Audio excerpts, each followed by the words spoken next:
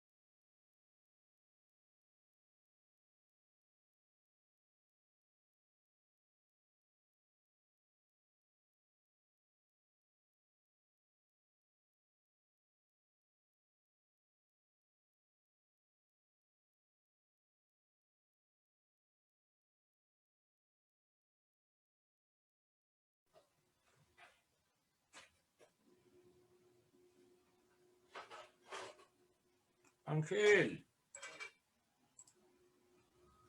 ¿No es Ángel? Sí.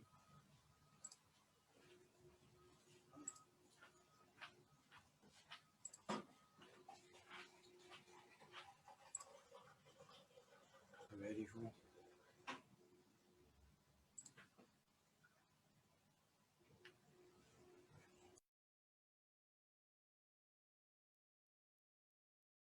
Tengo que tener en el PowerPoint. ¿Esto? Para presentarlo.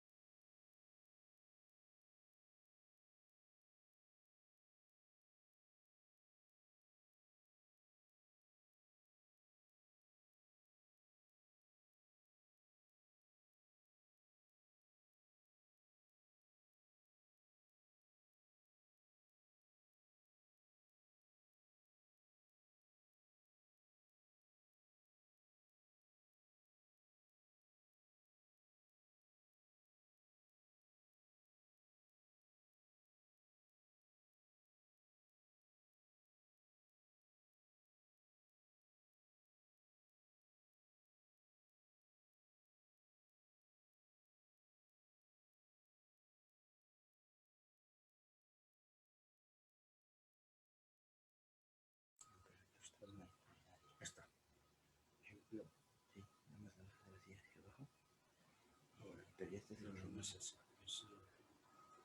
Es que está, no está ahí. Aquí está. No, ese es presentación de resultados. Ese no es. Es este que hay que minimizar. ¿Cómo? La reunión. ¿O qué quieres minimizar? No entiendo. Mira. Esta presentación es esta, mira. Aquí la minimizo y ahora ya está ahí. Sí, ya. Cierra eso. Ajá. Ya. Ahora vete ahí. Esto va a ir acá. Y vas a bajar esto. Y la de acá. ¿La de allá? Pero hasta que te dejen compartir con ustedes porque creo que alguien está compartiendo. Porque alguien está. Bien. No importa que diga live en Facebook. No, no importa. Y el sonido.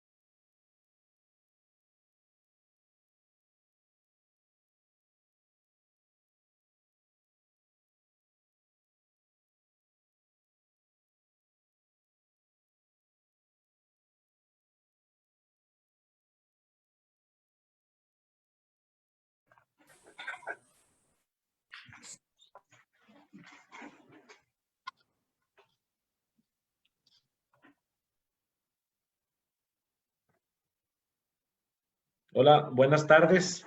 Tengan todos ustedes.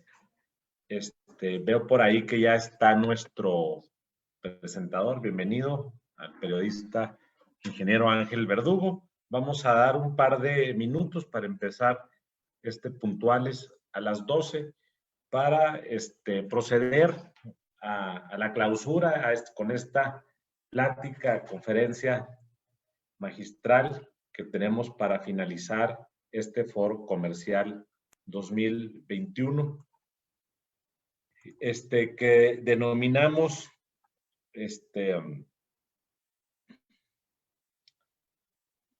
perspectiva nacional en el entorno internacional, y vamos a proceder con esta conferencia que denominamos, a ver, no,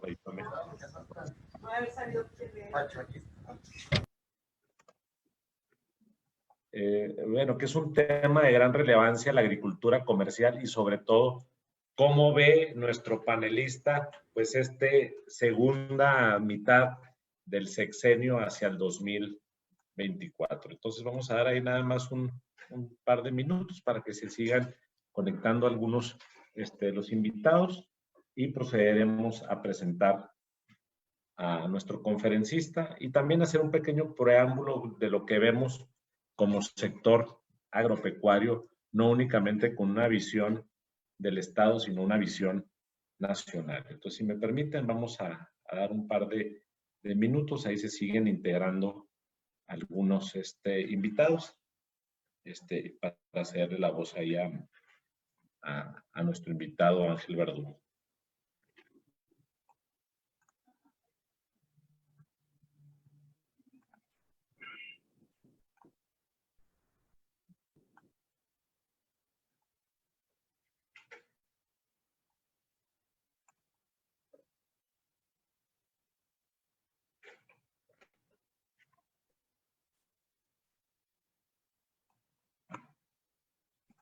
Bueno, pues sí, si me permiten, buenas tardes. Agradecemos que continúen con nosotros en este foro comercial. Gracias por continuar, y bienvenidos a aquellos que se están sumando. Y con el propósito de aprovechar al máximo estas ponencias, les pido, por favor, tomar en cuenta las siguientes recomendaciones. Si quieren hacer alguna pregunta, poderla hacer por medio del chat, mantener sus micrófonos deshabilitados. En ellas a medianoche como individual. Precisamente, ¿no? Mantener sus micrófonos deshabilitados, abrirlos cuando se haga uso de la palabra o en caso de que se les otorgue, y pues bueno, mantener siempre la cámara encendida, si es la pregunta a viva voz, ¿no? Entonces, comentarles que esta es la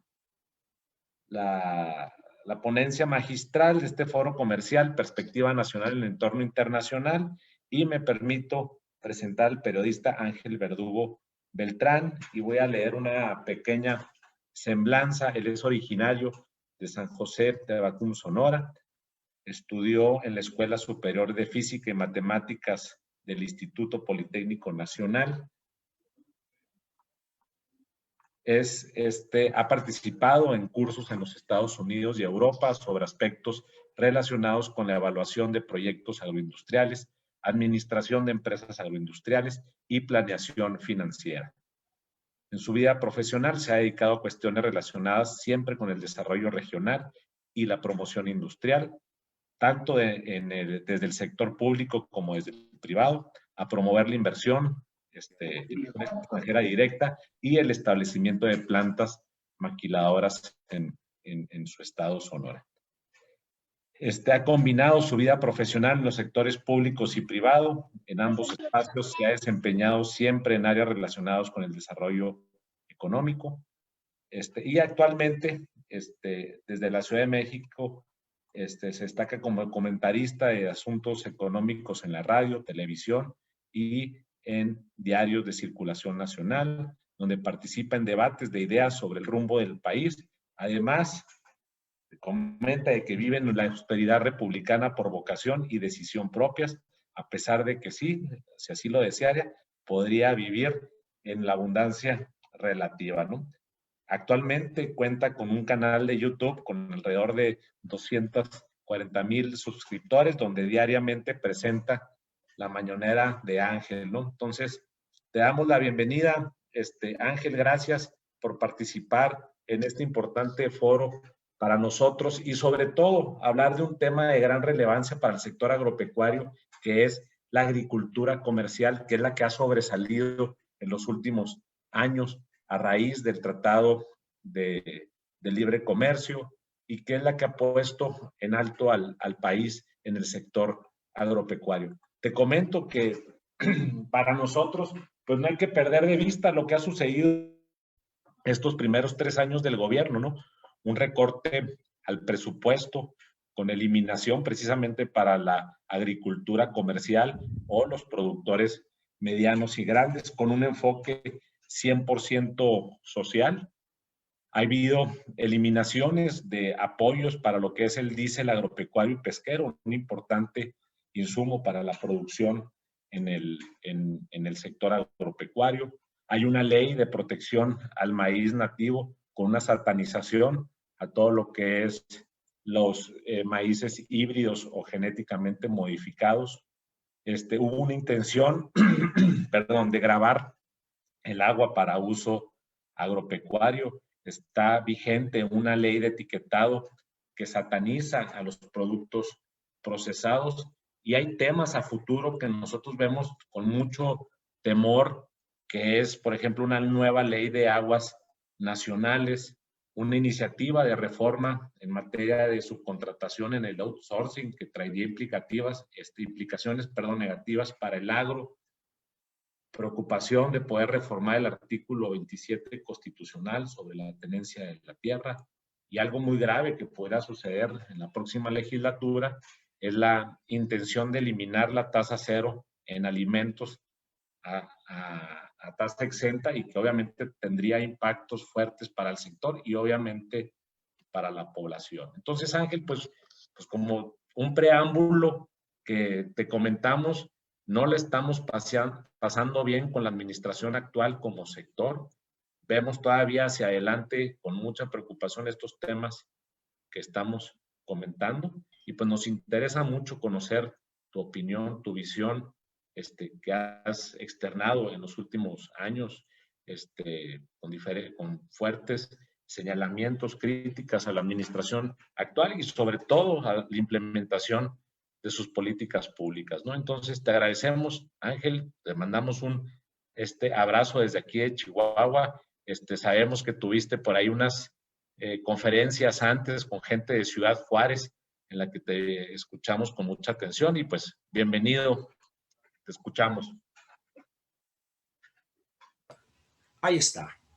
¿Me escuchan bien, verdad? Perfecto. Muy bien. Primeramente, déjenme compartir pantalla. Déjenme ver si le encuentro aquí. ¡Ángel! Déjenme ver aquí buscándola estoy. Déjenme ver. Permítanme. Tengo aquí mi asesor estrella, que es mi nieto. Para compartir la pantalla, hijo. ¿Es acá? Sí.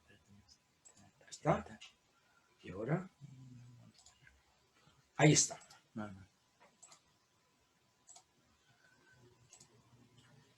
Ahora sí. ¿Ven la primera lámina? Creo que sí se ve, ¿verdad? Así es. Muy bien. Vamos entonces a empezar. Primeramente, quiero agradecer la invitación y las amables palabras inmerecidas que sobre mí dijeron. Y sin más preámbulo, entremos al tema. El título que han ustedes escogido reviste en sí mismo una gran importancia. Cómo ver la agricultura comercial frente a la política del gobierno actual, y agregaría algo que quien me presentó introdujo, frente también a la apertura económica de este país. Tratado de Libre Comercio, actualizado ahora con el TEMEC, etcétera, etcétera. Entonces, entremos en materia. Déjenme ver aquí. Ahí está. Vamos a ver. Ahí está. Uno de los temas más complejos acerca de los cuales podría uno hoy emitir opinión es sin duda el campo mexicano. Sin embargo, por encima de esta dificultad, vamos a tratar de jugarle al Walter Mercado y hablar un poco del futuro que nos espera, no solo en estos 3 años que faltan y meses de este gobierno, sino quizá también en lo que vendría posteriormente. Frente al tema que nos ocupa el campo mexicano, conviven 2 elementos que hacen más difícil nuestra tarea, que vienen a complicar el asunto. Uno de ellos es el tema jurídico. Yo no sé cuántos de ustedes están familiarizados con el artículo 27, específicamente la fracción 15 de ese artículo. Este artículo, esta fracción, es uno de los grandes misterios frente al campo mexicano. Dice la fracción 15 del 27. En los Estados Unidos mexicanos quedan prohibidos los latifundios. Sin embargo, si ustedes revisan la legislación vigente, jamás van a encontrar una definición de qué quiso decir el legislador en 1917. No hay una definición clara, precisa, para poder prohibirla de qué es un latifundio. Pero luego dice algo más en el siguiente párrafo de la fracción 15. Se considera pequeña propiedad agrícola la que no exceda por individuo de 100 hectáreas de riego o humedad de primera o sus equivalentes en otras clases de tierras. Y ahí viene una serie de cosas que voy a leer rápidamente. Dice, para los efectos de la equivalencia, se computará 1 hectárea de riego por 2 de temporal, por 4 de agostadero de buena calidad y por 8 de bosques, monte o agostadero en terrenos áridos.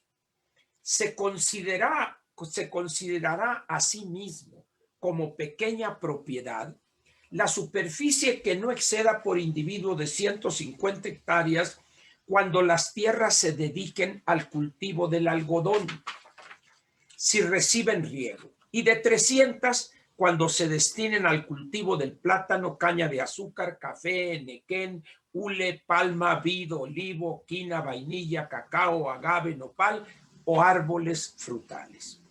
Se considerará pequeña propiedad ganadera, que ustedes seguramente en un estado como Chihuahua conoce perfectamente lo de 500 cabezas de ganado mayor o su equivalente, ganado menor, etc. Con estos 2 elementos, nosotros podemos darnos cuenta de que la Constitución prohíbe lo que no define. Prohíbe los latifundios, pero jamás nos dice en qué consiste, qué es un latifundio. Además, la definición de la superficie que un individuo en México puede poseer pudo ser, cosa que dudo desde hace algunos años, entendible mas no justificable en el año 17, hace más de 100 años, 104.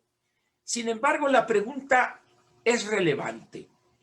¿Es correcta esa definición de la superficie que un individuo puede poseer en el 3er decenio del siglo XXI?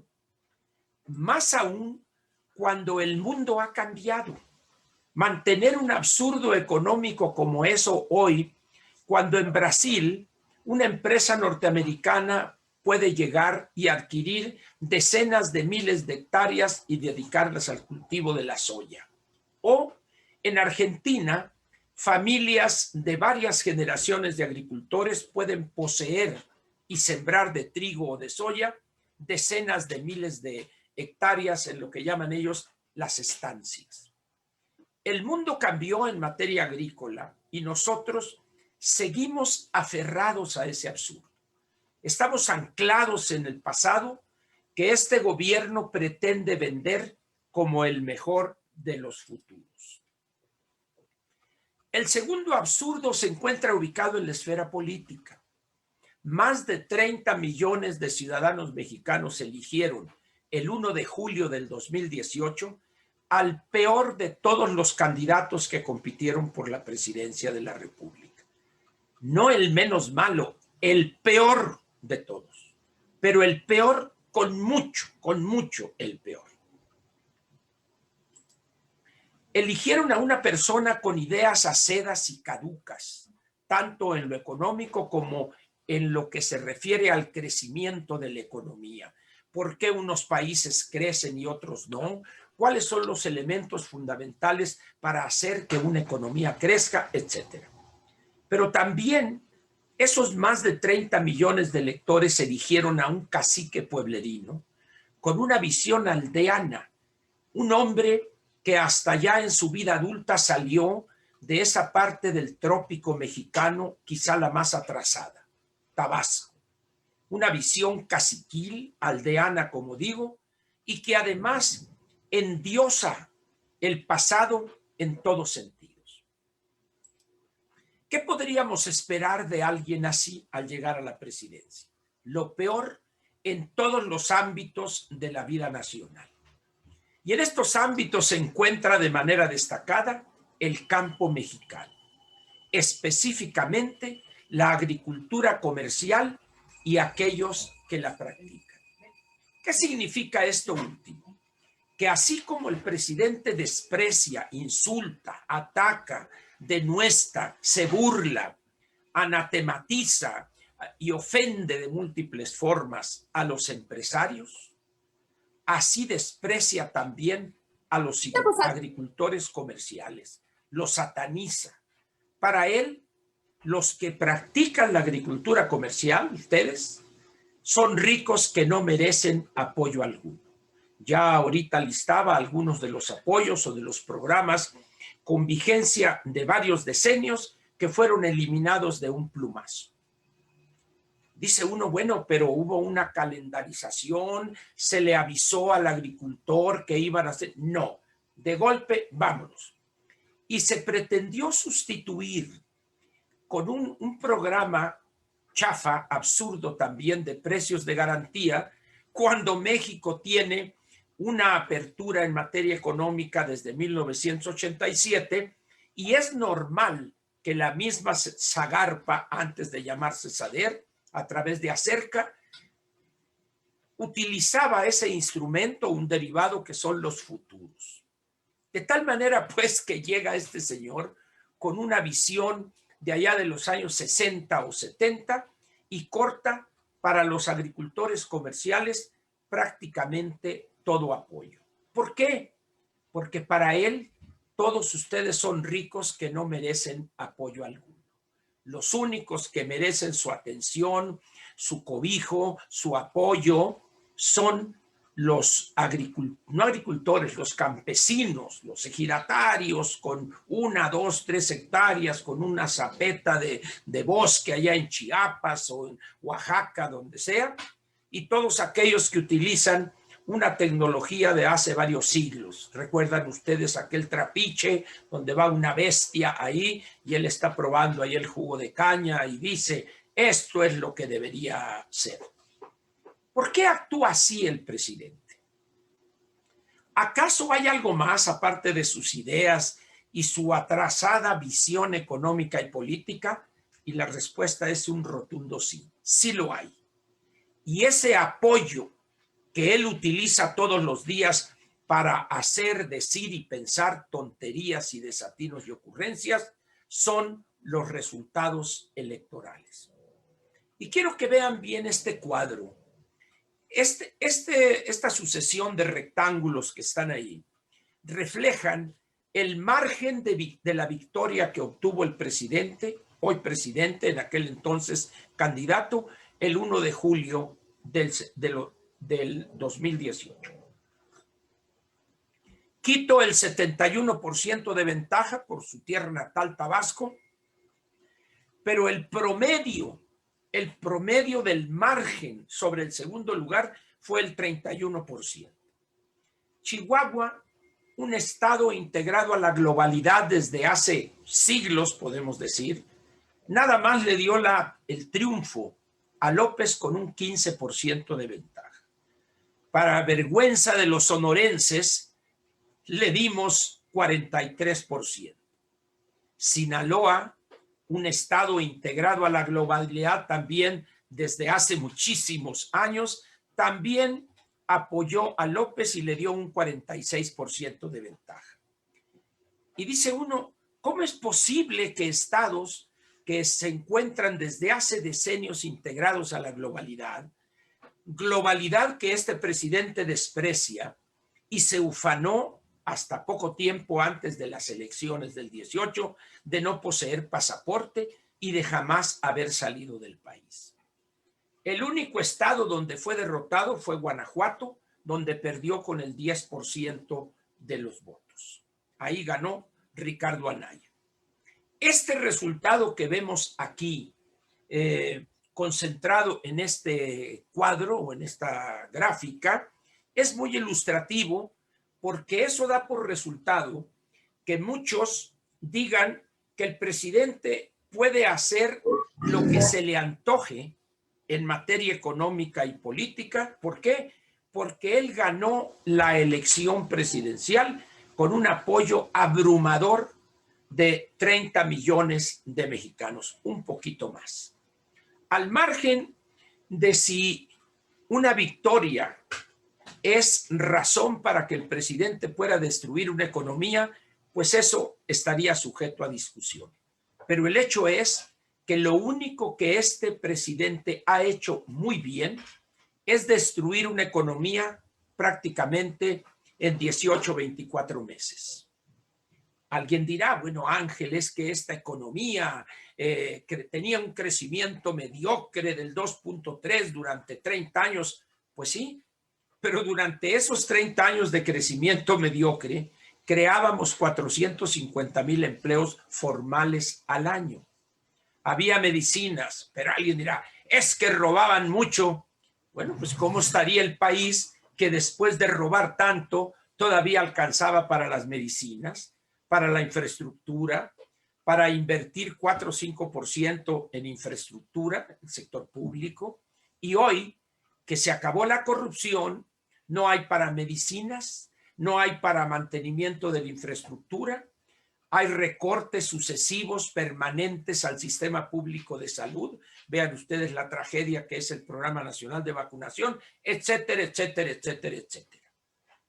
Todos aquellos que se vayan con la finta de que estos porcentajes que están aquí dan para todo, están cometiendo un gravísimo error. Pero si faltare algo a esta desgracia, vamos a añadir otro elemento que nos viene de lejos en el tiempo. Ese es no otro que el silencio de los agricultores. Un silencio cobarde y cómplice, el cual no es de ahora, hay que aclararlo, viene desde hace muchísimos años. Y ahorita voy a explicar un poco más de este silencio de los agricultores.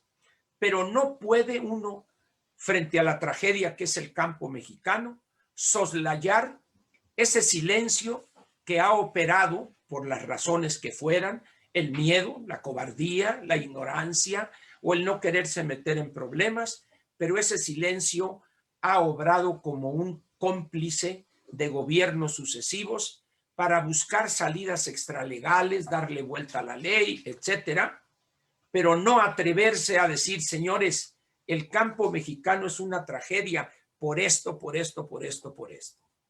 Los agricultores comerciales, y voy a mencionar unos cuantos distritos de riego: Valle de Mexicali, Costa de Hermosillo, 3 distritos de riego continuos, comunidades yaquis, el distrito de riego del Valle del Yaqui y el Valle del Mayo, Valle del Carrizo, Valle de Culiacán, algo en la parte del Bajío, Chihuahua en la parte de Delicias, Tamaulipas, casi 600,000 hectáreas de riego, etcétera, etcétera. Jamás se han unido para presentar una posición en términos de los obstáculos estructurales que tiene el campo mexicano. Cada quien jalando por lo suyo y yendo a ver qué pepena, qué apoyo, qué para los proyectos productivos y la mentira que te eché. Esa es una de las razones por las cuales el campo mexicano está en las condiciones actuales. También ese afán de aferrarse más allá de toda lógica y sensatez económico-financiera a un modelo de negocios que está anclado, cuando muy moderno, en los años 60 del siglo pasado.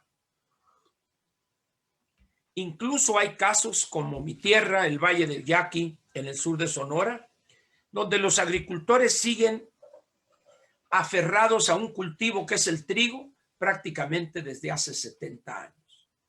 A mí me tocó vivir, mi padre era un pequeño agricultor, ver los últimos años que en el Valle del Yaqui se sembró arroz, se sembró linaza. Del arroz pasamos al trigo, de la linaza al cártamo, del cártamo a la soya, y hoy ya no hay agua para segundos cultivos, porque hay una competencia con otros usos y además la precipitación pluvial promedio ha bajado en todos esos 60 años y prácticamente hay un solo ciclo agrícola, que es el del trigo, es otoño-invierno, y además se destina cantidad, un volumen muy pequeño, porque ya tampoco en el Valle del Yaqui se siembra algodón. A veces 500 hectáreas, a veces 250, etcétera, ¿no?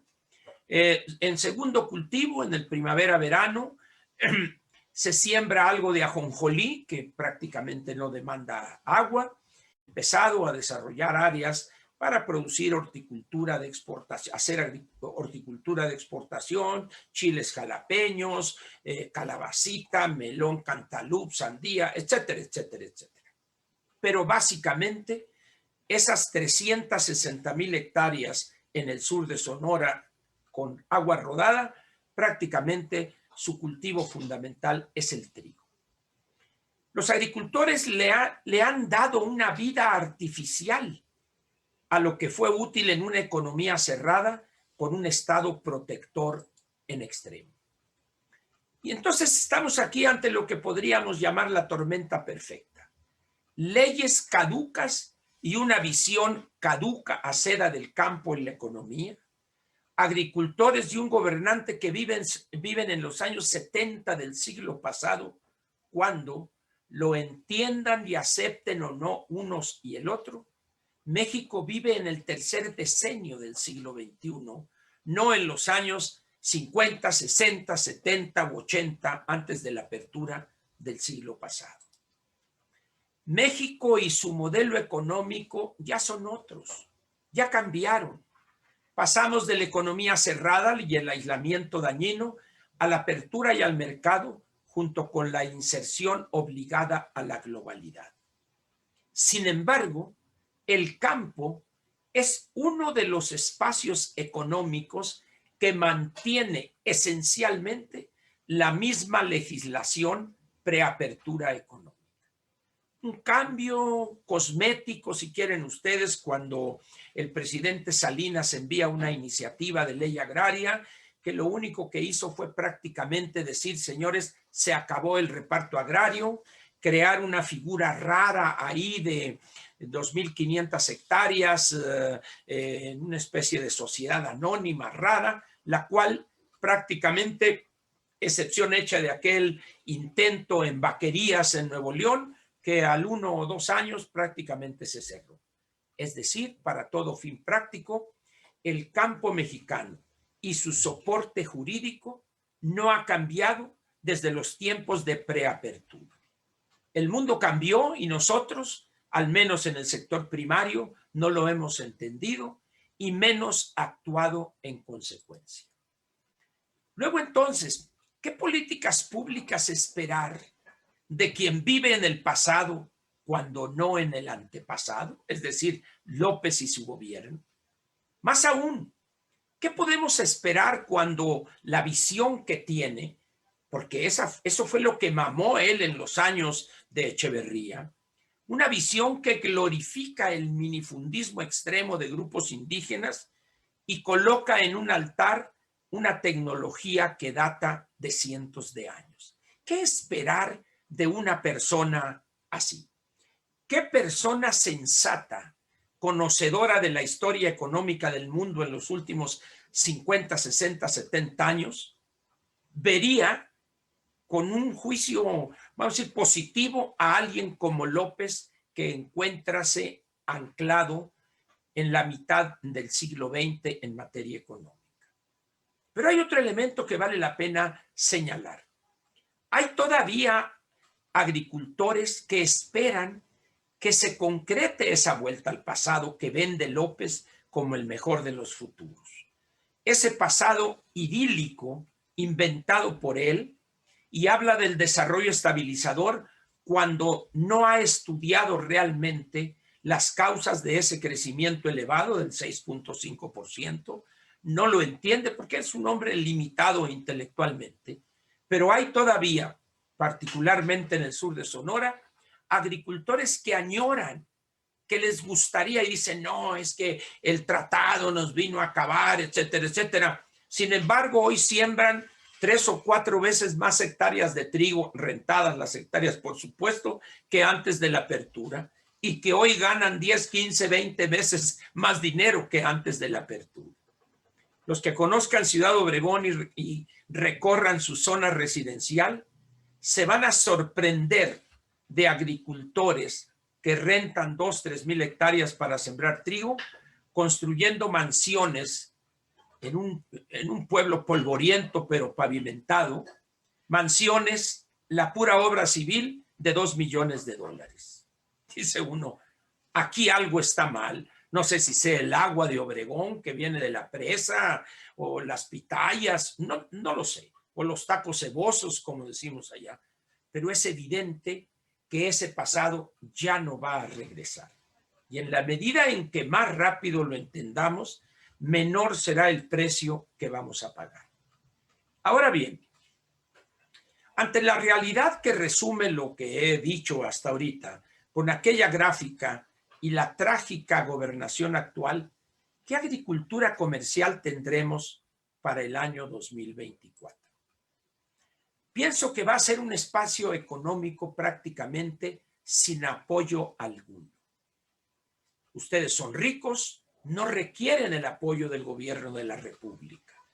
El apoyo del gobierno de la República es para los que menos tienen, para los pobres, para los que hacen caminos a mano, los que tienen un trapiche y ahí dando vueltas la prensa con un burro, una mula, dando vueltas ahí, saca jugo de caña o lo que sea. Pero ese espacio económico sin apoyo alguno, hoy tiene además una campaña de ataques y satanización porque, como les dije antes, ustedes son ricos y por ello, diría López, merecen el desprecio de los mexicanos. Ustedes son aspiracionistas, ustedes son egoístas, quieren tener más de un par de zapatos, más de un traje. No se conforman con tener un bocho, un carro modesto, sino que quieren tener varios carros, muchos trajes, muchos pares de zapatos, de tenis y una casa grandota, que además tenga aire acondicionado y calefacción. Por esa razón, ustedes merecen que decenas de mexicanos, de millones de mexicanos, hablen mal de ustedes.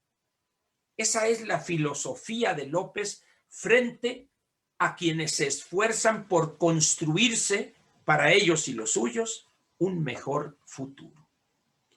Y López, un hombre acomplejado, mezquino, intelectualmente limitado, le lanza a esa jauría babeante de sus apoyadores, a ese grupo, empresarios grandes, medianos, pequeños, micros, agricultores que con esfuerzos han construido alguna empresa agroindustrial, exportan, a ganaderos que además de producir becerros y exportar, pero también tienen corrales de engorda, a porcicultores con una operación tecnificada, etcétera, etcétera. Eso López no lo entiende ni lo aprueba, no le interesa a ese grupo económico. Y no le interesa también porque son muy poquitos. El listado nominal de electores en este país tiene casi 95 millones de ciudadanos a este día. ¿Cuántos agricultores comerciales habrá en el país, chicos, grandes, medianos? Vamos a poner 1 millón. Simplemente vean ustedes, el Estado de México tiene 16 millones de habitantes y tiene casi 12 millones de electores. Entonces, estamos ante un problema, aparte de la cuestión ideológica y ese rechazo y desprecio de López, hay también un problema aritmético. Ahorita vamos a ver algunas cifras más detalladas.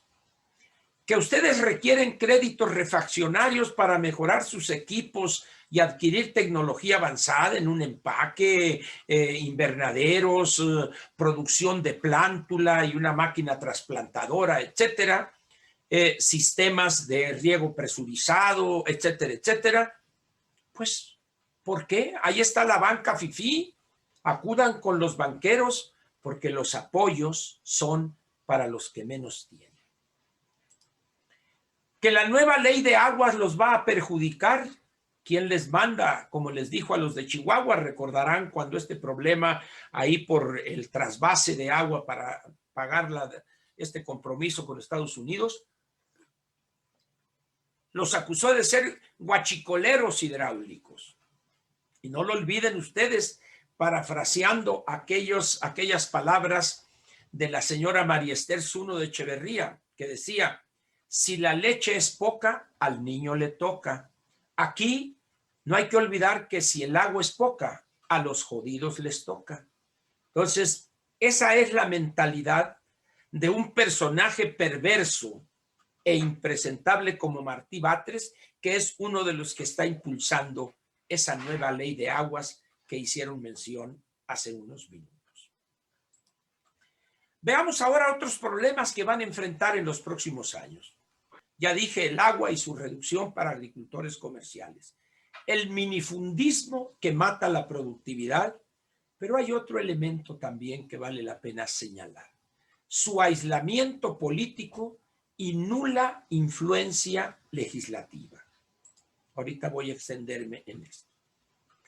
El otro tema, déjenme ver si me pasé aquí.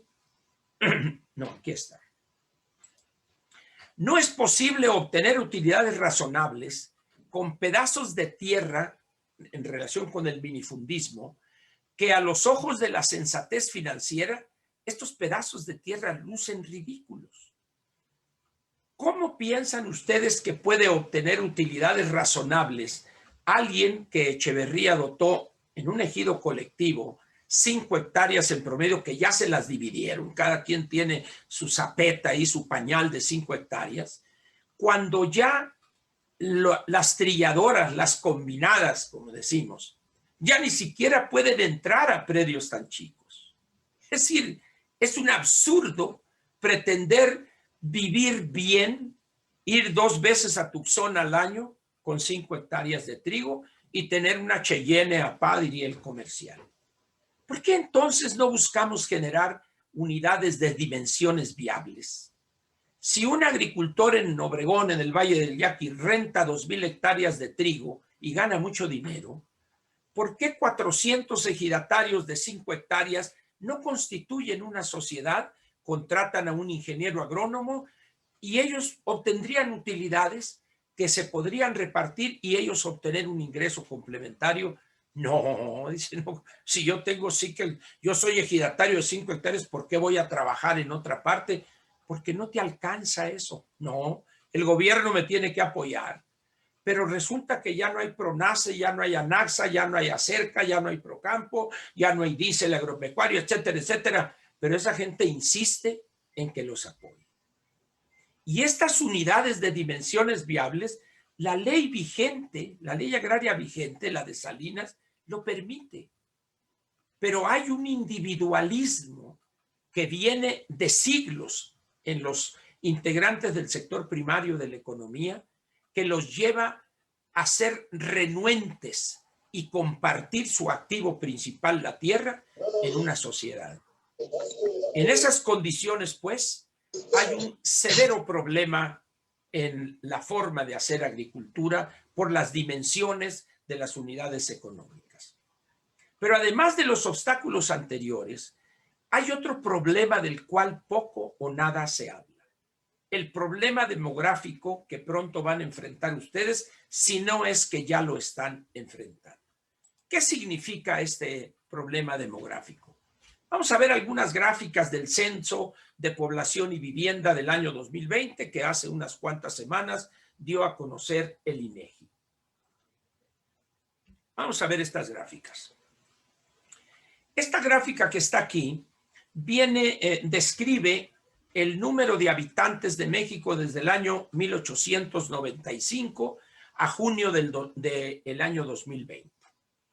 Si nosotros vemos el comportamiento del crecimiento promedio anual de la población desde el año 1980, que está aquí, no sé si, espero que en su computadora se vea, aquí está el año 80, que éramos 67 millones de mexicanos. De ahí pasamos en el 2000 a 97, a 112 en el 2010 y a 126 en el año pasado. 126 millones. Y alguien dirá, son muchos mexicanos, Ángel. Y yo les diría, ahora revisen la línea que está en la base de cada uno de esos rectángulos, en el espacio intermedio. Y verán que a partir del año de 1980, el crecimiento promedio anual de la población fue del 80 al 90 el 2%, luego en el siguiente decenio 1.9, luego 1.4 y en este decenio que recién terminó 1.2%. Este es en el orden nacional. Pero vamos a ver Chihuahua. Chihuahua es un estado pequeño en términos de habitantes. Grande es el número 1, más de 200,000 kilómetros cuadrados, que vendría siendo 12%, una cosa así, de la superficie del país. 3.742.000 habitantes. Frente a 126 millones, esto prácticamente es nada. Muy bien. Aquí tenemos la población total y la tasa de crecimiento promedio anual de los mismos años, del 95 al 2020, de Chihuahua. Y tomamos los mismos años, del 80 al 2020. Y vemos que hay un 2% del 80 al 90, 2.3 del 90 al 2000, luego 1.1 y luego 1.0. Cuando un estado, una región o un país crece al 1.0%, hay problemas en términos demográficos y ahorita veremos. Chihuahua ocupa el lugar número 12 a nivel nacional por su número de habitantes. Bajó un lugar con respecto al 2010. Pero Chihuahua es esencialmente un estado con poca población. Y aquí ustedes pueden ver esta gráfica. Esta es una pirámide poblacional. La parte del medio, los rectángulos horizontales, exhiben, por decirlo de alguna manera, hombres y mujeres y el porcentaje de la población total. Este es el nivel, el orden nacional. Y vean ustedes abajo cómo la base se ha ido angostando. Está una línea verde, luego una morada y luego los rectángulos. La línea verde es del año 2000, la línea morada es del año 2010 y ya los rectángulos son el año 2020. Y ustedes pueden observar ahí cómo cada vez hay menos niños, si por niños entendemos los menores de 15 años. Y pueden ver arriba ustedes cómo van aumentando los mayores de 60 años. Dicho de otra manera, cada vez hay menos niños, pero al mismo tiempo hay más viejos. Y esto es Chihuahua. Esto que está es Chihuahua, aquí. Y ustedes pueden ver cómo el angostamiento de la base es más pronunciado que en el caso del país. Vean ustedes cómo pasa de la línea verde, aquí esta que tenemos aquí, esta, y cómo se angosta esa base. Quiere decir que Chihuahua es un estado que las madres, las mujeres chihuahuenses, tienen menos hijos que en el contexto nacional. Y también tienen más o menos los mismos viejos que en el orden nacional. Vamos a seguir. Y vean ustedes aquí. Esto es Chihuahua. El 11.2% de la población de Chihuahua, de acuerdo al censo del 20, tiene 60 años o más. Si tenemos 3.800.000, pues multipliquen 3.800.000 por 0.11 y les va a dar aproximadamente 420.000 chihuahuenses mayores de 60 años. Y vean ustedes acá a la izquierda, de 40% en el 2000 al 36% en el 2010 y el 30% de la población es de 0 a 17 años. Es decir, hay una franca caída en los menores de 18 años. Los de 18 a 29 prácticamente se mantienen sin cambio y vean ustedes el crecimiento de los 30 a los 60 años. Es decir, Chihuahua, al igual que el país, se está convirtiendo en un estado viejo y este es el reflejo de lo que hay en el orden nacional, que más o menos es similar a lo de Chihuahua. Y Chihuahua aquí está. Aquí tienen ustedes este rectángulo azul, es Chihuahua, 3.742.000 más o menos. Y luego viene todo un conjunto de estados que van hasta Colima, que tiene 731.000 y así van subiendo. Pero vean ustedes cómo el Estado de México tiene 17 millones de habitantes. La Ciudad de México tiene 9.200.000, 8.300.000 Jalisco, luego Veracruz, más o menos lo mismo, Puebla, Guanajuato, Nuevo León, Chiapas, el estado quizá más pobre del país, junto con Oaxaca, tiene 5,5 millones, Michoacán tiene 4.700.000, Oaxaca 4.132. Y así se va hasta que llegan a Chihuahua. Muy bien. Y aquí tenemos una gráfica o un cuadro, como gusten ustedes, que refleja lo que ha sucedido demográficamente en el país en los últimos años. Vean ustedes, dice aquí, promedio de hijos, hijas nacidos vivos en la vida fértil de una mujer. La vida fértil para todo fin práctico es de 15 a 49 años, así lo establecen las Naciones Unidas. Tenemos que, de acuerdo al censo, las mujeres de 15 a 29 años estadísticamente tienen 1.2 hijos nacidos vivos.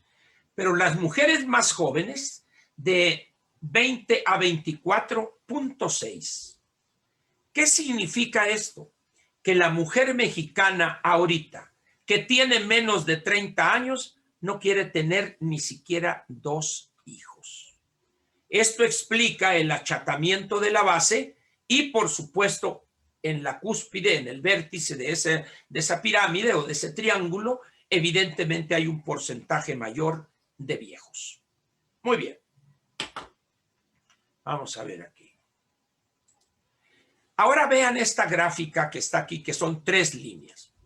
Uno de los indicadores con los cuales estuvimos nosotros familiarizados es con la expectativa de vida. Es decir, ¿cuántos años tiene de expectativa de vida un mexicano al nacer? 76 años, 77, 75. Hace 60 años andábamos allá por los 50. Muy bien.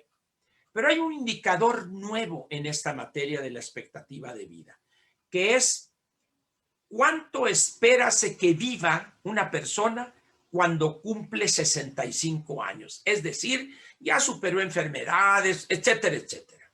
En México, vean ustedes este futuro que está aquí. En el año del 2015 al 2020, en este quinquenio, un mexicano promedio iba a vivir, si llegaba a los 65, 19 años. Si era mujer, 20 años y si era hombre, 18 años. Pero vamos a ponerle para cerrar en 20 años. Quiere decir que los mexicanos que hoy llegaron a 65 años van a vivir en promedio 20 años más. Es decir, va a haber todavía más viejos en este país, de los cuales 2/3 partes no van a tener servicio, no van a tener una pensión asegurada, ni van a tener servicio médico asegurado. Van a padecer enfermedades caras, cardiopatías, diabetes, enfermedades degenerativas, Parkinson, Alzheimer, etc. Muy bien. Vamos a ver la siguiente. Porcentaje de población de 65 años y más por entidad federativa. Aquí está Chihuahua. Vamos a encontrar a Chihuahua. Aquí está Chihuahua. Tenía en el año 2010 el 6%. A ver, esto es el país. Chihuahua tenía en el año 2010 5.8% de su población tenía más de 65 años. Pero 10 años después, el 7.5 ya es mayor de 65 años. Creció 5.8, es 1.7, prácticamente el 30% creció el número de adultos mayores de 65 años. Ese es Chihuahua, esto es una buena radiografía. Pero luego vean ustedes esto que está aquí. Mexicanos menores de 30 años, vean ustedes cómo va la curva bajando.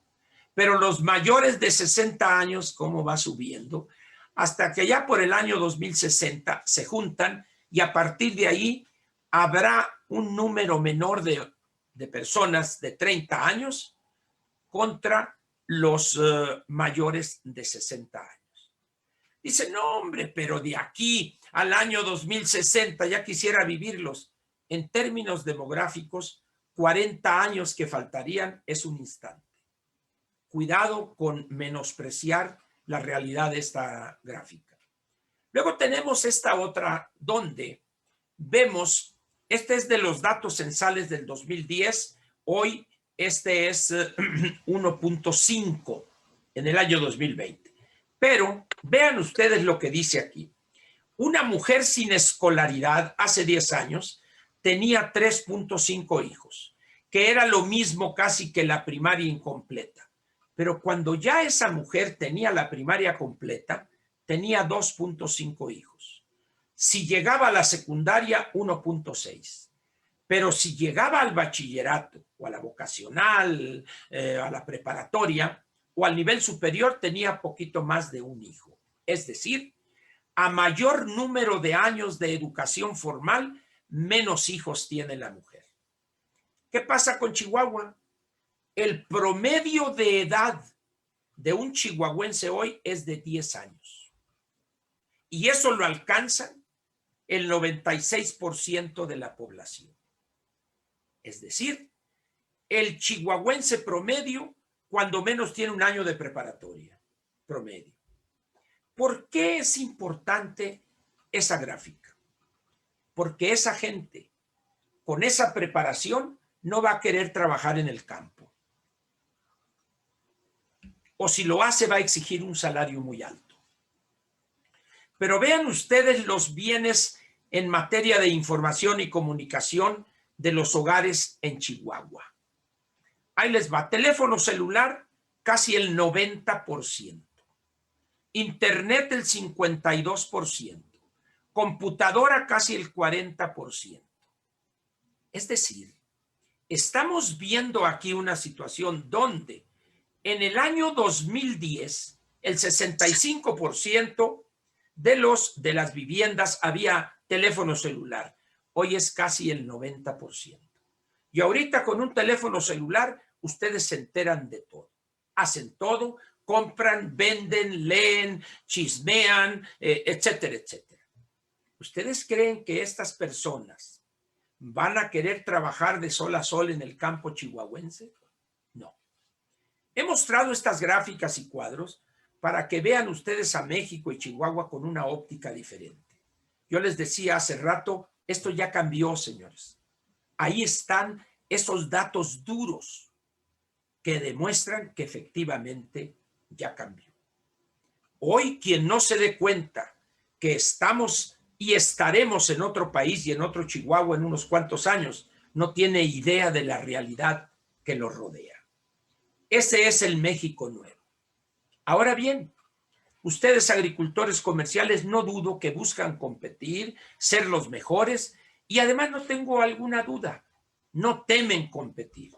Sin embargo, tener éxito, ser productivos, producir una buena cantidad, en el caso de cereales, por ejemplo, un buen número de toneladas para obtener una utilidad razonable, también estoy convencido que no temen hacerlo. Sin embargo, lograr eso no es cosa de magia. ¿De dónde sacarán trabajadores en ese futuro demográfico que les dibujé, no yo, sino el censo que se levantó el año pasado? ¿De dónde sacarán trabajadores? ¿Ustedes piensan que una muchacha, un muchacho que terminó preparatoria va a querer irse a deshiervar o va a querer irse a trabajar en una huerta de nogal o alguna cosa así? ¿En realidad piensan que será posible eso? Observen ustedes la edad promedio de los trabajadores del campo permanentes y se van a ir para atrás. Ahora alguien me decía el otro, Ángel, pero van a llegar muchos migrantes que no van a pasar a Estados Unidos, ¿seguros? ¿Piensan ustedes que esos salvadoreños, guatemaltecos, cubanos que se meten por Yucatán, etcétera, que vienen con la ilusión de cruzar Estados Unidos, van a trabajar en sus operaciones agrícolas? Como decimos ahí en Sonora, ni que no fueran tan tarugos. Ellos vienen con la ilusión de irse a Estados Unidos, pero para trabajar en el campo, por eso están huyendo de sus países. Y los jóvenes que mencioné de Chihuahua, con más de 10 años de educación formal, ¿van a trabajar en el campo? Eso les da a ustedes idea de que deben responder esa pregunta. ¿De dónde van a sacar trabajadores en número suficiente? ¿O qué tienen que cambiar en su actividad agrícola para requerir menos mano de obra? Ese es algo que ustedes tienen que resolver en cada una de sus operaciones. Ahora veamos otra parte de estos problemas. De los 500 diputados y 28 senadores, es decir, 628 integrantes del Congreso de la Unión, ¿cuántos de esos 628 poseen una visión en favor verdaderamente del campo mexicano? ¿Cuántos creen ustedes? Para que no le piensen mucho, ninguno. Podrán decir, yo soy agricultor y yo en Sonora, en Chihuahua, en Sinaloa. Podrán decirlo, pero pregúntenles ustedes qué iniciativas han presentado para remover los obstáculos de la agricultura comercial.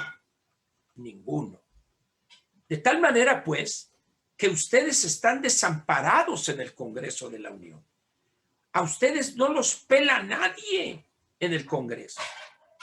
Hoy, ante la tragedia que padecemos en todos los aspectos de la vida nacional, a querer y no, que los ha afectado a ustedes de múltiples maneras, pregunto, ¿qué podríamos esperar entonces para los próximos 30 meses? ¿Qué podríamos esperar?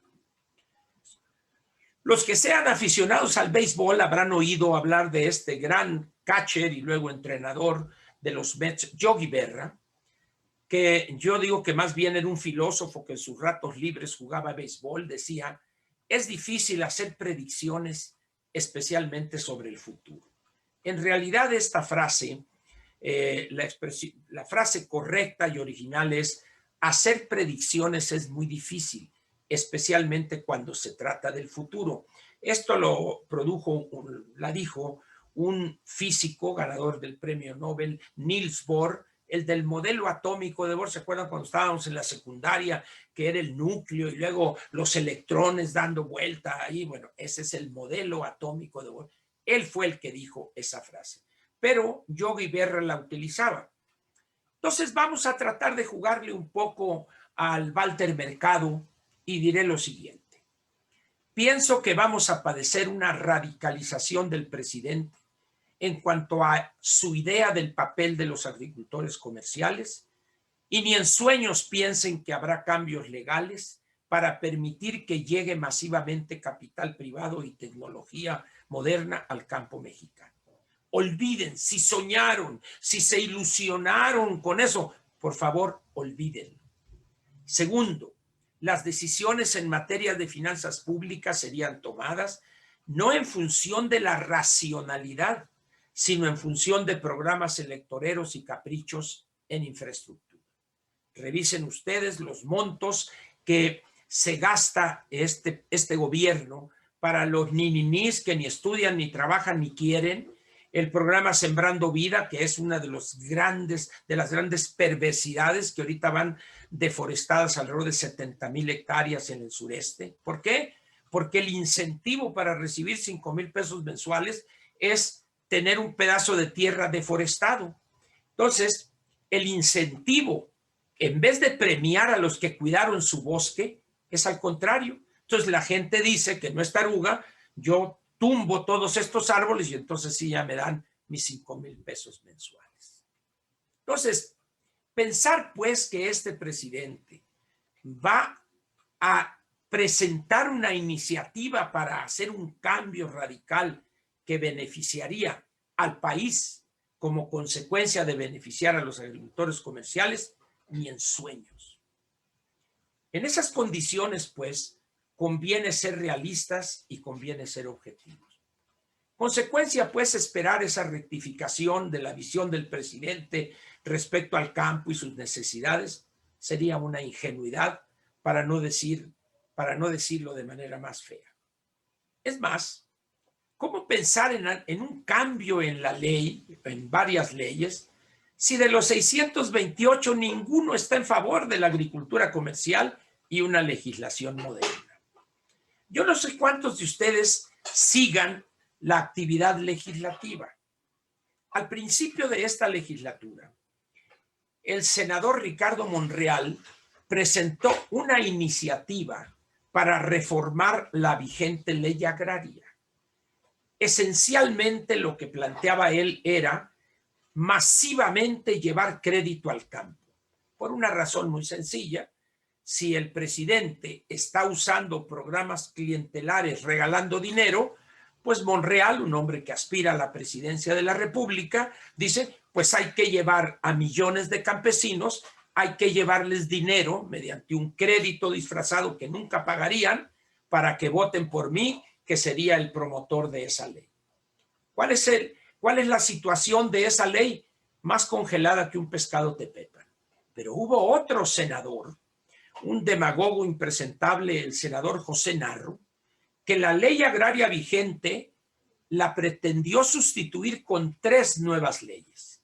Y ahí hay un gran peligro donde plantea él en esa iniciativa, la correspondiente de las 3, donde cancela todos los procesos de traslado, lo que se llama dominio pleno. En algunos ejidos ya ven que se han vendido las parcelas, eso lo cancela y dice, y se volverá a abrir este proceso cuando el ejido sea la forma de tenencia masiva de la propiedad de la tierra en México.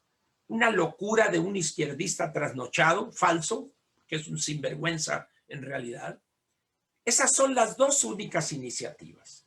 No hay más. Esa es la realidad legislativa frente al campo mexicano. Ahora vamos a preguntar otra cosa. ¿Qué hicieron los agricultores comerciales desde 1987, cuando nos abrimos, para explicarle a los mexicanos que no son agricultores por qué debimos abrir la economía y optar por una economía de mercado e incorporarnos a la globalidad? ¿Y por qué el campo ha permanecido prácticamente sin cambios? ¿A qué se debe que el comercio, la banca, los servicios financieros, la industria, etcétera, etcétera, ha habido un cambio profundo, casi un salto cuántico? ¿Y por qué el campo no? ¿Se han hecho esa pregunta alguna vez? ¿Por qué mantenemos una ficción de un artículo 27 que tiene 104 años y que jamás ha generado una parte positiva? Si ustedes dicen que el reparto de ejido, de tierra, cuando Cárdenas, etcétera, fue positivo, vayan ustedes y visiten esos ejidos colectivos al Valle del Yaqui, cuando repartió Echeverría 33,000 hectáreas, para que vean el desastre que generó.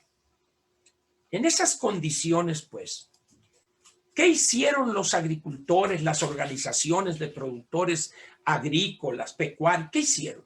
Nada. Efectivamente, nada hicieron.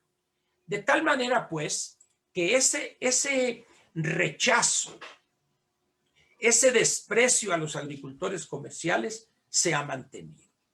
Algunos dicen que deberían haber sido los partidos políticos. Yo no creo eso, no acepto eso. Yo creo que eran los mismos agricultores los que debieron haber llevado a cabo esa tarea. Sin embargo, hay una renuencia, una apatía de hacerlo. Hoy, por ejemplo, decenas de millones de mexicanos desprecian no solo a lo que se caracteriza como los ricos, los empresarios. Vean ustedes cómo López los ataca un día sí y otro también. Y también a los agricultores comerciales. Y se olvidan, ni por aquí les pasa por la cabeza que ustedes, los agricultores comerciales, son los responsables de invertir y crear empleos en el campo y hacer crecer la economía y producir alimentos.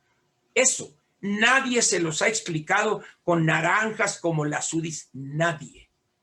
Todo el mundo está callado. ¿Por qué? Porque no quieren ser acusados de latifundistas, de porfiristas, etc. Y ante ese silencio, esos espacios que han quedado ahí, los han llenado aquellos que son enemigos de la agricultura comercial. Desde hace muchos años en México se nos ha enseñado que esos son los malos. Si son ricos es porque son ladrones, es porque son explotadores, no porque sean gente de trabajo.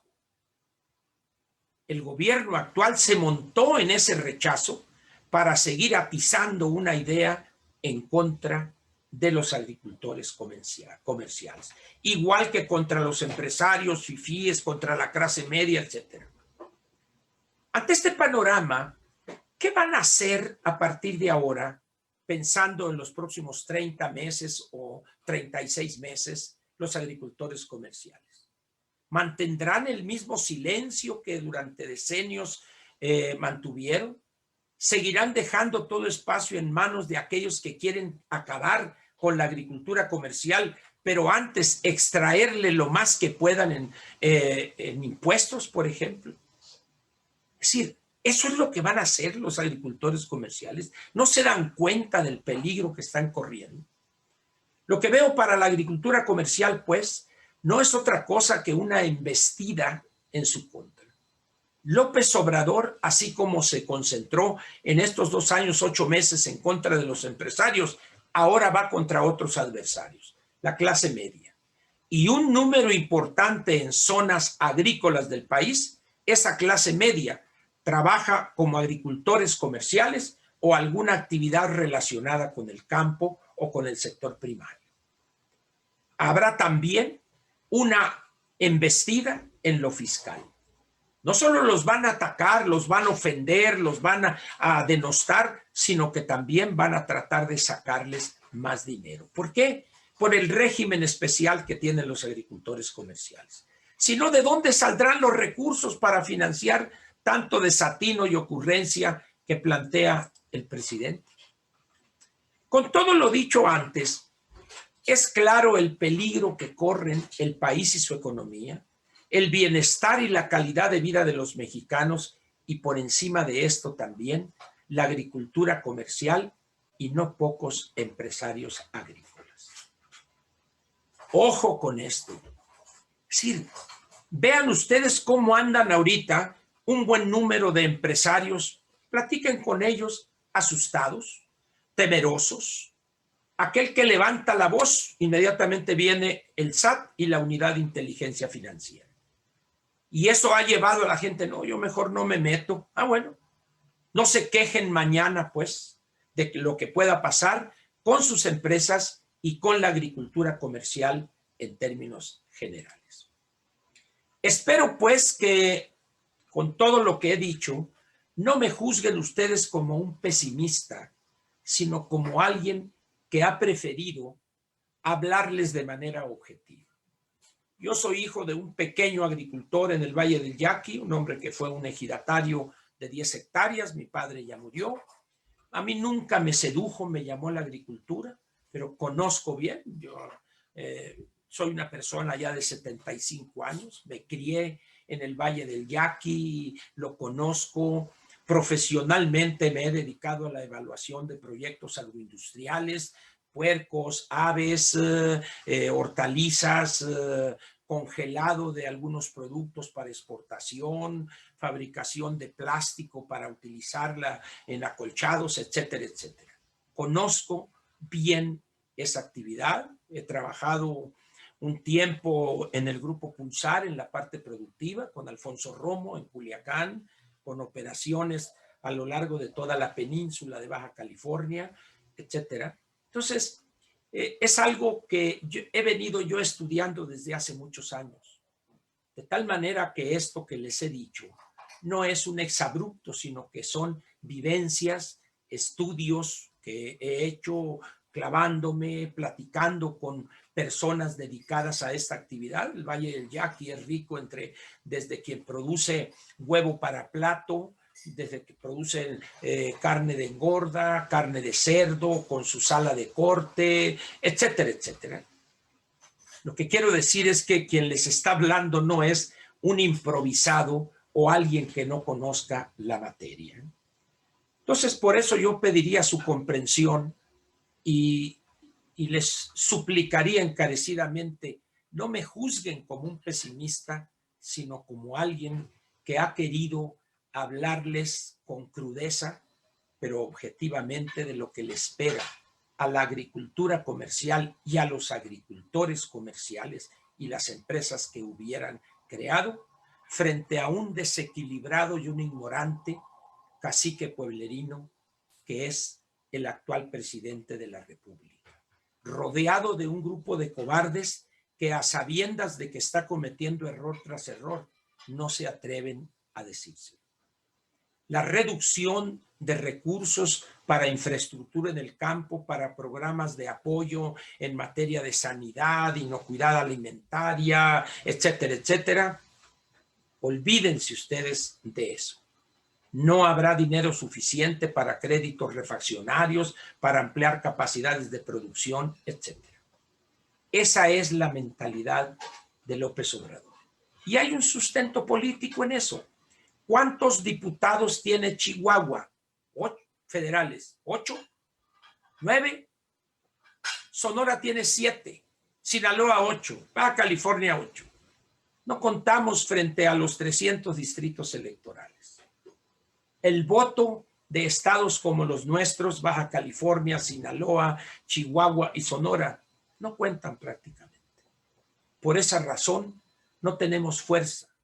Y si ven ustedes los dirigentes que llegan a las organizaciones, ya sea agrícolas o ganaderas, de los que hacen agricultura y ganadería comercial, pues van buscando cómo quedar bien, qué programa beneficiarse, etcétera, etcétera.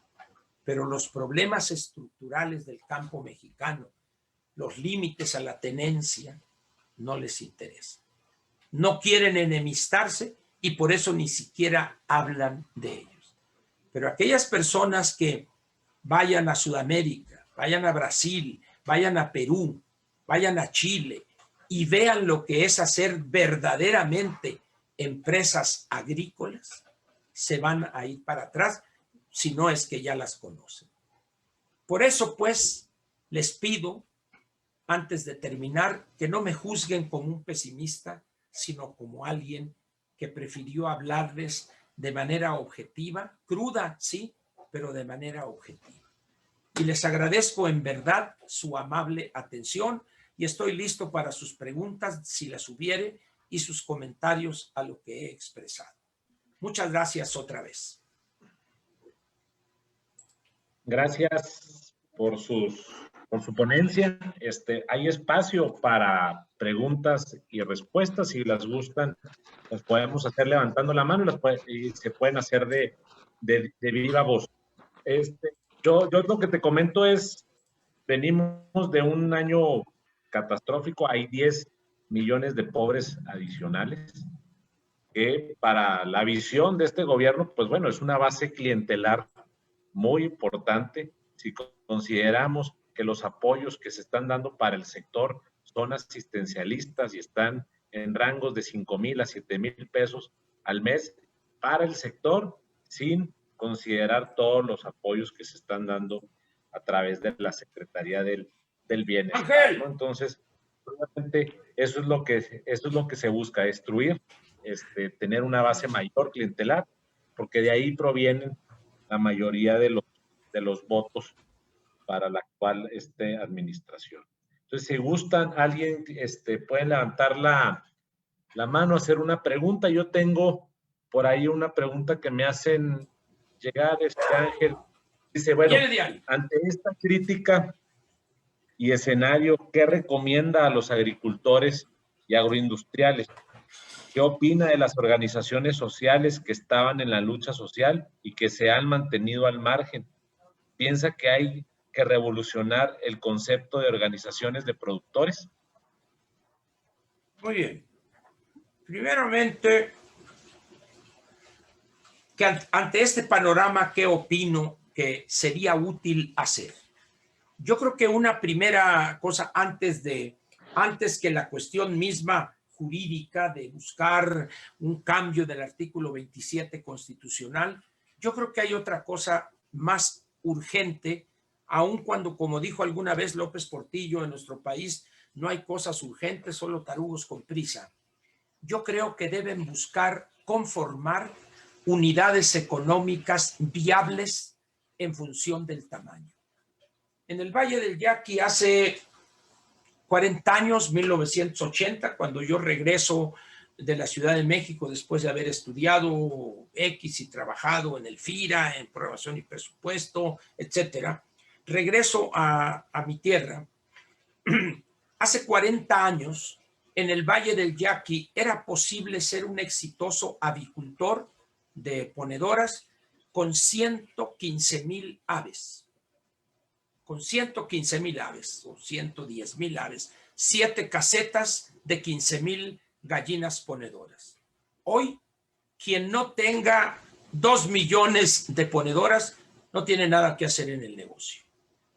En aquellos años, los créditos que otorgaba FIRA para operaciones porcícolas eran quienes querían poner 100, 150 o 200 vientres, y aquello era un monstruo.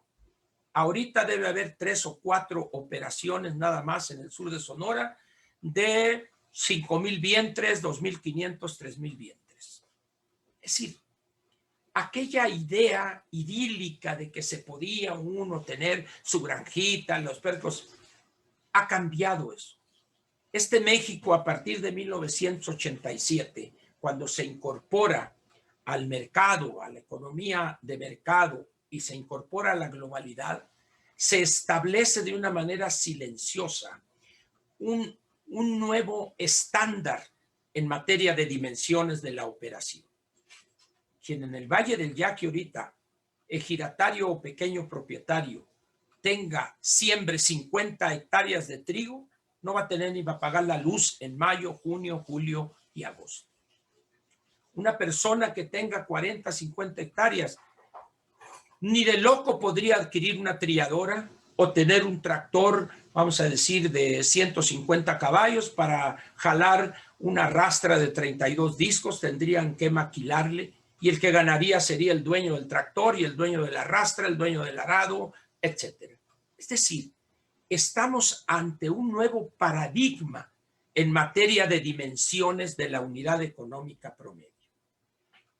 Cuando el problema de los nogaleros en Chihuahua, todo esto que se creó y una tragedia, etcétera, alguien declaraba es que los pequeños nogaleros de 2 hectáreas, 3 hectáreas, etcétera, pues si hay muchos de 3 hectáreas, formen una empresa nogalera de 500 hectáreas o de 200 hectáreas de nogales. ¿Por qué? Porque de otra manera no van a salir adelante.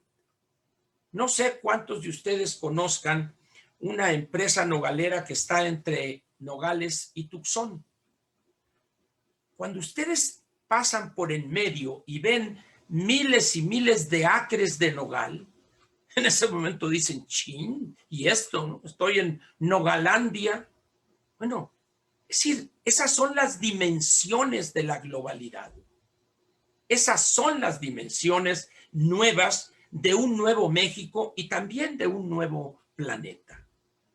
Agricultores en Estados Unidos que se unen para la comercialización y juntan 2, 3, 5 millones de acres para comercializar en un puerto allá en Nuevo León, en el Mississippi, etc. Vayan a Brasil, operaciones agrícolas de 250,000 hectáreas. ¿Cómo vamos a competir nosotros con 5 hectáreas o 10 hectáreas? Imposible. Brasil se ha convertido en el productor de cárnicos número 1 en el mundo. Entonces, cuando Bachoco le sacaba hace 40 años un mundo de diferencia a Brasil, pregunten ustedes quién es el principal productor de pechuga hoy en el mundo. Brasil. ¿Qué hicieron los brasileños? Simplemente estudiaron el mercado, elaboraron tendencias, escenarios y tomaron riesgos. El gran problema que ha generado la economía cerrada en México en la parte agrícola es la renuencia a tomar riesgos. Todavía estamos pensando como si viviéramos en los años 60, 70, 80 todavía. Eso ya se acabó. Entonces, mi primera recomendación u opinión más bien sería: busquen formar unidades económicas viables. La ley agraria permite hasta 2,500 hectáreas. Nadie se atreve a aprovechar ese recurso jurídico que ahí está. ¿Por qué? Porque todo el mundo quiere tener su pedacito, quiere tener su tractorcito, quiere tener su rastrita de 16 discos y contratar a un maquilero para que le trille sus 10 hectáreas. Dices, ¿cuál es el futuro? Sí, y se van a otra actividad, así es. Dice, así no se puede. Ahora, si estuviéramos nosotros ante un patrón de cultivos diferente, de especialidades, donde estamos produciendo unas acelgas moradas para vendérselo a cadena de hoteles, para poner en las salad bars, bueno, eso es otra cosa. Esa es una agricultura de especialidades. Esa es otra cosa. Pero cuando estamos hablando de commodities, cuando ustedes van al supermercado a comprar, si son ustedes iguales de mandilones que yo, que voy con mi mujer al supermercado, cuando dice, a ver, tráete una cartera de huevo, no me dice, tráete una cartera de huevo de la granja tal que sea gallina libre. No, tráete una cartera de huevo, 12 o 18, agarro la que esté allí y ya. Ustedes no van a comprar con la señora tomate, aquí dicen jitomate, pero no van a comprar tomate. A ver, quiero tomate que venga de tal operación agrícola de Aguascalientes. No, son commodities, son productos sin marca, pues. Entonces, pero pensamos que nuestro tomate, que pues ese es el mejor del mundo, y viera la salsa, compadre, que se hace con el tomate Roma que estoy produciendo. Es cierto, hombre, eso. Esas cosas románticas de la agricultura debemos empezar a eliminarlas. No sé si ustedes recorren los departamentos de frutas y verduras de los supermercados. Cuando yo voy por razones de trabajo o de turismo, lo que sea, fuera del país, hay 2 lugares que visito en las ciudades a donde voy a trabajar. Primero, los supermercados, la parte de frutas y verduras y la parte de cárnicos. Eso es sagrado. Y después las librerías por mi vicio de leer. Cuando ustedes ven los productos, la calidad, los precios, ustedes pueden extrapolar y concluir cuál es el nivel de calidad de vida de esa sociedad. Entonces, es decir, necesitamos salir a ver el mundo, no aferrarnos a un modelo de negocios de hace 50 o 60 años. Es lo que podría decirles ahí. Y en relación con las organizaciones de productores. Miren, en México, por desgracia, las organizaciones de productores son trampolines la persona que llega ahí no llega a defender a los agremiados que lo pusieron en ese lugar. Llega a establecer una relación política con los funcionarios del área para aprovechar. Mi líder, hombre, que se preocupe. Mire, va a salir en 2 semanas un programa de apoyo para perforar pozos. Vamos a ayudarle, hombre. Yo soy su amigo aquí, hombre. Ah, ¿en serio?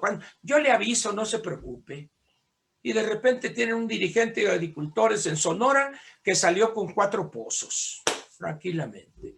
Y los representados, allá ellos. Y así. Ahorita en Concamín hay una pelea a muerte por quién va a ser el nuevo presidente de Concamín. Y así sucesivamente. Entonces, hay que tener mucho cuidado. ¿Y por qué se dan esas cosas?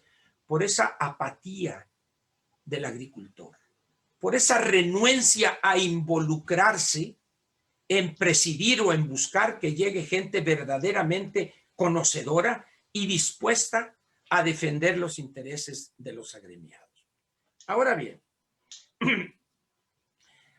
muchas organizaciones sociales, que nos gusta llamarlas así, de productores, de demandantes, llega un momento en que les gana un cansancio de estar años pidiendo lo mismo y llega un momento en que la gente se cansa.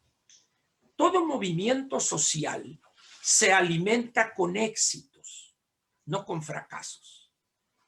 Y nos planteamos objetivos gigantescos cuando las organizaciones sociales se fortalecen con triunfos, así sean pequeños, pero constantes, uno tras otro, uno tras otro. Pero eso al mexicano no le gusta. Así como un gobernador quiere dejar un monumento, una presa. Oiga, pero si no llueve, aquí no importa para si llueve, ahí está la presa. No, es decir, nos falla eso, pues. ¿Y por qué surgen esas organizaciones? Porque el ciudadano las permite, porque el ciudadano las apoya, a veces por cansancio. Bueno, sí, vamos, sí. Entonces, yo creo que debemos entender que en una economía abierta tenemos que buscar problemas que afecten a todos y que sean potencialmente solubles. No agarrar causas perdidas. Por ejemplo, cambiar el artículo 27 ahorita y en el siguiente gobierno es una causa perdida. No la pongo en el centro. En todo caso, planteo el problema.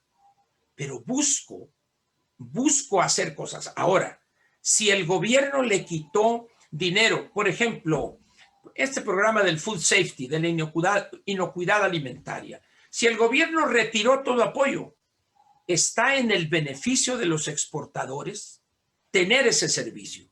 Bueno, vamos a buscar financiarlo nosotros. Pero tenemos casi una mentalidad de giratario o de mendigo, no de mendigo, eso, hay algunos, pero de mendigo, donde queremos que todo nos dé el gobierno. Así nos educaron desde los años del general Cárdenas.